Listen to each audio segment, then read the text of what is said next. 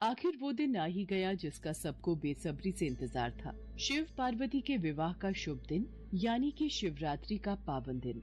वर वधू दोनों पक्ष इस विवाह को लेकर उत्साहित थे। देवी पार्वती की हल्दी लगने की रस्म आरंभ हो गई थी। स्वर्ग लोक की सभी देवियां, अप्सराएं, सखियां पार्वती को हल्दी का लेप लगाकर अपना आशीर्वाद प्रदान कर रही थी।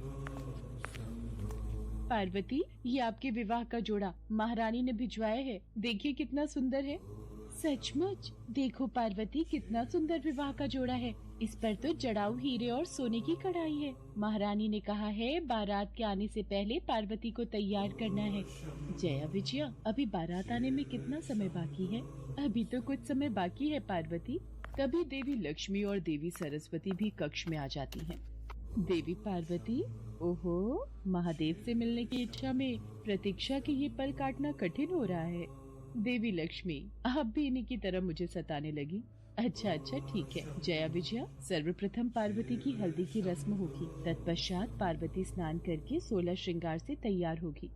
हाँ, ये देखो, भिन्न भिन्न प्रकार की सुगंधित खुशबू से परिपूर्ण ये हल्दी का लेप। उधर शिव जी तो भोले भाले थे। उन्हें कौन बताए कि दूल्हा कैसे तैयार होगा। उन्होंने अपने पूरे शरीर पर भस्म लीप ली और सभी शिवगण तो उन्हें उस रूप में ही देखते आए थे। उन्होंने शिव जी के उस रूप की बहुत प्रशंसा की। शाम के वक्त शिव की बारात निकलनी शुरू हो जाती है। इस बारात में देव, दानव, भूत, नाग, नागिन सब बाराती बने। उधर देवी पार्वती भी 16 श्रृंगार करके तैयार हो चुकी थी। बारात आ गई, चलो सब देखने चलते हैं। पार्वती, महादेव ये कैसा हुलिया बनाकर आ गए हैं। भूत प्रेत पिशाच संग लिए मानो ऐसे ही चले आए हैं। मैं तो उनके सामने नहीं जाऊंगी। डर के मारे तो मेरे हाथ पांव कांप रहे हैं। माँ, आप चिंता मत करो, मैं महादेव को समझाती हूँ। जब मैनावती ने महादेव की आरती उतारने से मना कर दिया तो स्वयं पार्वती जी महादेव को समझाने उनके पास गयी। प्रभु, आपका यह रूप देखकर सभी बाराती और माँ भी डर गई हैं। वो तब तक आपकी आरती नहीं उतारेंगी जब तक आप दूल्हे की वेशभूषा में नहीं आएंगे। कृपया करके आप स्नान आदि से निवृत्त होकर इस भस्म को शरीर से उतारकर सुंदर वस्त्र पहनकर सबके समक्ष आइए, अन्यथा कहीं ऐसा न हो हमारे विवाह में कोई बाधा आ जाए। ठीक है पार्वती, यदि आपकी यही इच्छा है तो हम ऐसा ही करेंगे।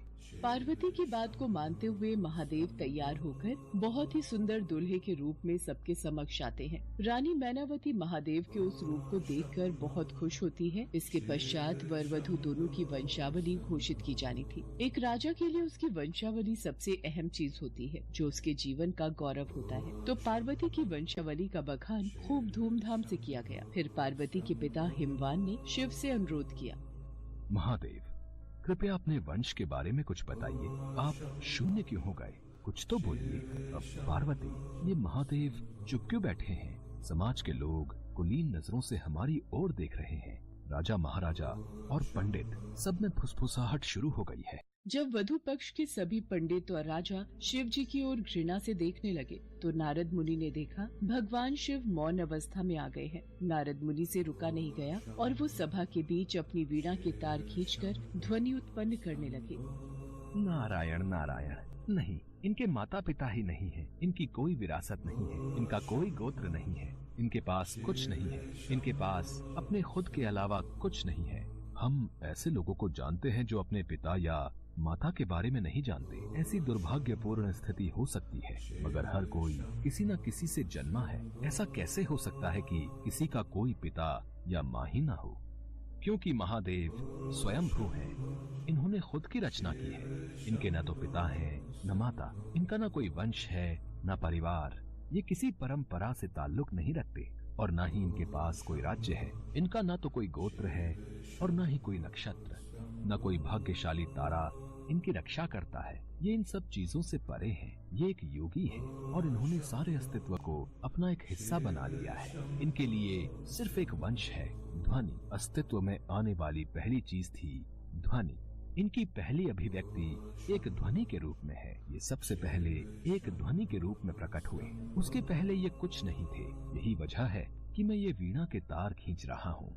देवर्षि नारद ने जब भगवान शिव के अस्तित्व की व्याख्या की तो वहाँ उपस्थित पूरी सभा शिव जी के चरणों में नतमस्तक हो गई। राजा हिमवान को भी अपना उत्तर मिल गया था। देवी पार्वती भी आज अपने ऊपर गर्व कर रही थी। कुछ देर बाद सभी रस्मों के साथ शिव पार्वती का विवाह संपन्न हो जाता। सभी मेहमानों के लिए ढेरों पकवान का प्रबंध था। सभी बाराती भोजन खाने में व्यस्त थे। महादेव, मेरा तो हृदय बोल रहा है आज पूरे ब्रह्मांड में नृत्य करूं। तो देर किस बात की है नंदी, आज तो पूरा विश्व नृत्य करेगा।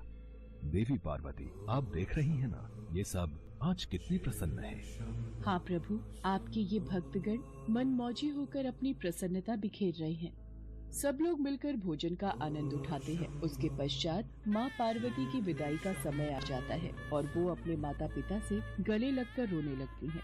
पुत्री, तुम्हें संसार की सारी खुशियाँ मिले। मेरा आशीर्वाद सदैव तुम्हारे साथ है। महादेव, जाने अनजाने हमसे कोई भूल हुई हो तो क्षमा कर दीजिएगा।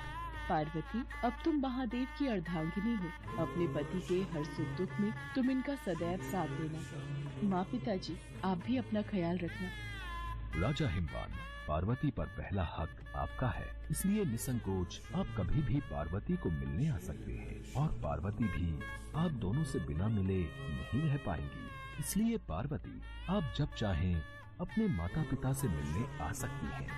राजा हिमवान रानी मैनावती और समस्त अतिथियों का आशीर्वाद प्राप्त कर देवी पार्वती भगवान शिव के साथ खुशी खुशी अपनी ससुराल विदा हो जाती हैं।